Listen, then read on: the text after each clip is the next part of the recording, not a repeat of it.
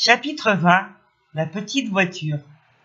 Sophie, voyant que sa maman ne lui laissait pas monter l'âne, dit un jour à Paul: « Puisque nous ne pouvons pas monter notre âne, Paul, attelons-le à notre petite voiture. Nous mènerons chacun notre tour. Je ne demande pas mieux, mais ma tante le permettra-t-elle? Va le lui demander, je n'ose pas. » Paul courut chez sa tante et lui demande la permission d'atteler l'âne. Madame de Réan y consentit, à la condition que la bonne irait avec eux. Quand Paul le dit à Sophie, elle grogna.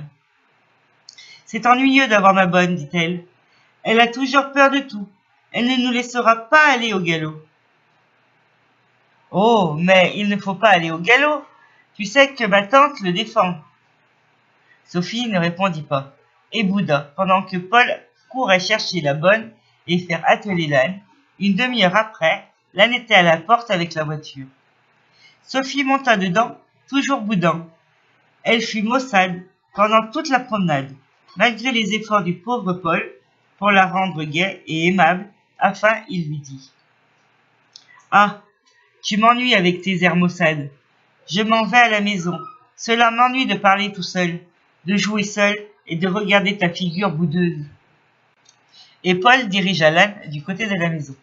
Sophie continua à bouder. Quand ils arrivèrent, elle descendit, accrocha son pied au marchepied et tomba. Le bon Paul sauta à terre et l'aida à se relever. Elle ne s'était pas fait mal, mais la bonté de Paul la toucha et elle se mit à pleurer. « Tu t'es fait mal, ma pauvre Sophie ?» disait Paul en l'embrassant. « Appuie-toi sur moi, n'aie pas peur, je te soutiendrai bien. »« Non, mon cher Paul, » répondit Sophie en sanglotant.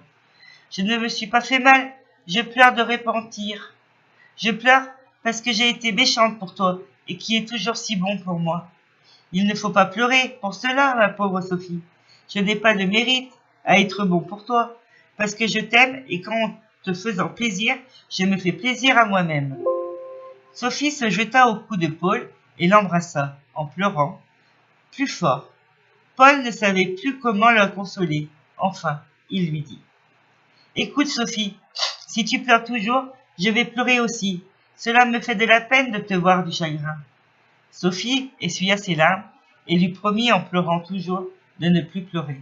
« Oh Paul, lui dit-elle, laisse-moi pleurer.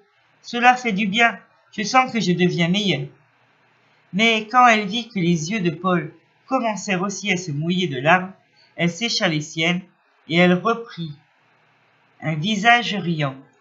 Et ils montèrent ensemble dans leur chambre, où ils jouèrent jusqu'au dîner. Le lendemain, Sophie proposa une nouvelle promenade en voiture à Anne. La bonne lui dit qu'elle avait à savonner et qu'elle ne pouvait pas y aller. La maman et la tante étaient obligées d'aller faire une visite et a eu lieu de là, chez Madame de Fleurville. « Comment allons-nous faire ?» dit Sophie d'un air désolé. « Si j'étais sûre que vous soyez tous deux bien sages, dit Madame de Réan, je vous permettrais d'aller seule.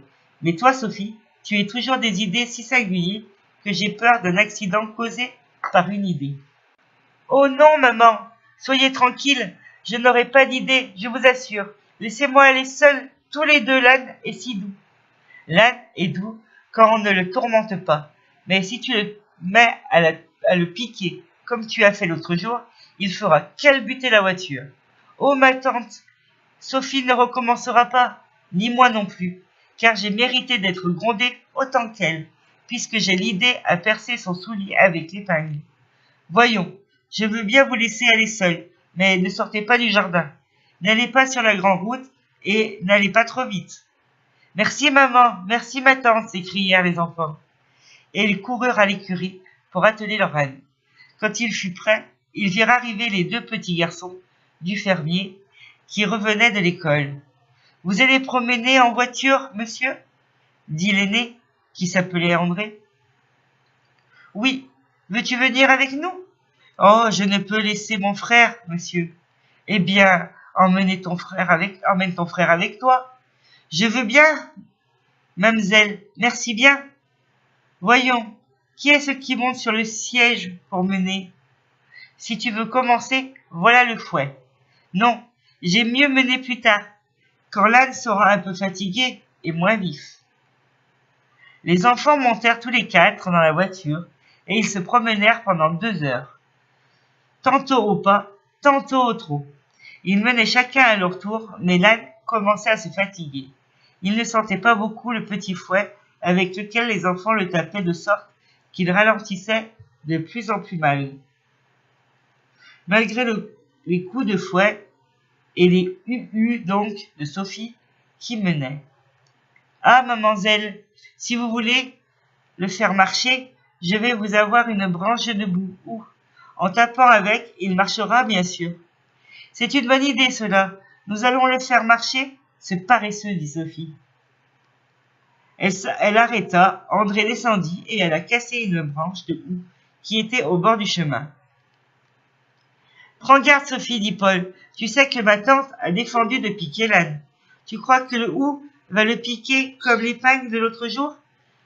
Il ne le sentira pas seulement. »« Alors, pourquoi as-tu laissé André casser cette branche de houx? »« Parce qu'elle est plus grosse que notre fouet. » Et Sophie donna un grand coup sur le dos de l'âne, qui prit le trot. Sophie, enchantée d'avoir réussi, lui en donna un second coup, puis un troisième. L'âne trottait de plus en plus fort. Sophie riait, les 2 petits fermiers aussi. Paul ne riait pas. Il était un peu inquiet, et il craignait qu'il n'arrivât quelque chose, et que Sophie ne fût grondée et punie. Il arrivait à une descente longue et assez raide. Sophie redouble de coups. L'âne s'impatiente et part au galop. Sophie veut l'arrêter, mais trop tard. L'âne était emporté et courait tant qu'il avait de jambes. Les enfants criaient tous à la fois, ce qui effrayait l'âne et le faisait courir plus fort. Enfin, il passa sur une grosse motte de terre et la voiture versa. Les enfants restèrent par terre et l'âne continua de traîner la voiture renversée jusqu'à ce qu'elle fût brisée. La voiture était si basse que les enfants ne furent pas blessés, mais ils eurent tout le visage et les mains écorchées. Ils se relevèrent tristement. Le petit fermier s'en allèrent à la ferme. Sophie et Paul retournèrent à la maison. Sophie était honteuse et inquiète. Paul était triste. Après avoir marché quelque temps sans rien dire, Sophie dit à Paul: « Oh, Paul, j'ai peur de maman. Que va-t-elle me dire? Quand tu as appris ce houx, je pensais bien que tu ferais du mal à ce pauvre âne. J'aurais dû te le dire plus vivement. Tu m'aurais peut-être écouté. » « Non, Paul, je ne t'aurais pas écouté, parce que je croyais que le houx ne pouvait pas piquer à travers les poils épais de l'âne. Mais que va dire maman? Hélas, Sophie, pourquoi es-tu désobéissante? Si tu écoutais ma tante, tu serais moins souvent punie et grondée. Je tâcherai de me corriger. Je t'assure que je tâcherai. C'est ce que si ennuyeux d'obéir. C'est bien plus ennuyeux d'être puni. Et puis, j'ai remarqué que les choses qu'on nous défend sont dangereuses. Quand nous les faisons, il nous arrive toujours quelques malheurs. Et après, nous avons peur de voir ma tante et maman. C'est vrai. Ah mon Dieu, voilà maman qui arrive. Entends-tu la voiture? Courons vite pour entrer avant qu'elle ne nous voie. Mais ils eurent beau courir, la voiture marchait plus vite qu'eux. Elles arrêtaient devant le perron au moment où les enfants y arrivaient. Madame de Réan et Madame d'Aubert virent tout de suite les écorchures du visage et des mains. « Allons, voilà encore des accidents !» s'écria Madame de Réan. « Que vous est-il arrivé? »« Maman, c'est l'âne. » J'en étais sûre d'avance. Aussi ai-je été inquiète tout le temps de ma visite. Mais cet âne est donc enragé. Qu'a-t-il fait pour que vous soyez écorchés ainsi? Il nous a versé, maman, et je crois que la voiture est un peu cassée, car il a continué à courir après qu'elle a été renversée. Je suis sûre que vous avez encore quelques inventions qui auront taquiné ce pauvre âne. Sophie baissa la tête et ne répondit pas. Paul rougit et ne dit rien. Sophie, dit Madame de Réan, je vois à vos mines que ta tante a deviné. Dis la vérité et raconte-nous ce qui est arrivé. Sophie hésita un instant, mais elle se décida à dire la vérité, et elle la raconta tout entière à sa maman et à sa tante. Mes chers enfants, dit Madame de Réan, depuis que vous avez cet âne, il vous arrive sans cesse des malheurs, et Sophie a continuellement des idées qui n'ont pas le sens commun. Je vais donc faire vendre ce malheureux animal, cause de tant de sottises. Oh maman! Oh ma tante! Je vous en prie, ne le vendez pas. Jamais nous ne recommencerons, jamais. Vous ne recommencerez pas la même sottise, mais Sophie en inventera d'autres, peut-être plus dangereuses que les premières. Non maman, je vous assure que je ne ferai que ce que vous me promettez. Je serai obéissante et je vous le promets. Je veux bien entendre quelques jours encore, mais je vous préviens qu'à la première idée de Sophie, vous n'aurez plus d'âne. Les enfants remercièrent Madame de Réan, qui leur demande où était l'âne, et ils se rappelèrent alors qu'il avait continué à courir, traînant après lui la voiture renversée. Madame de Réan appela Lambert, lui raconta ce qui était arrivé, et lui dit d'aller voir où était cet âne. Lambert y courut. Il revint 1 heure après, les enfants l'attendaient. Eh ben, Lambert, s'écrièrent-ils ensemble. Eh ben, monsieur Paul et mademoiselle Sophie, il est arrivé malheur à votre âne. Quoi? Quel malheur? Il paraîtrait que la peur l'a prise, cette pauvre bête, et il a toujours couru du côté de la route. La barrière était ouverte, et il s'est précipité. La diligence arrivait tout juste.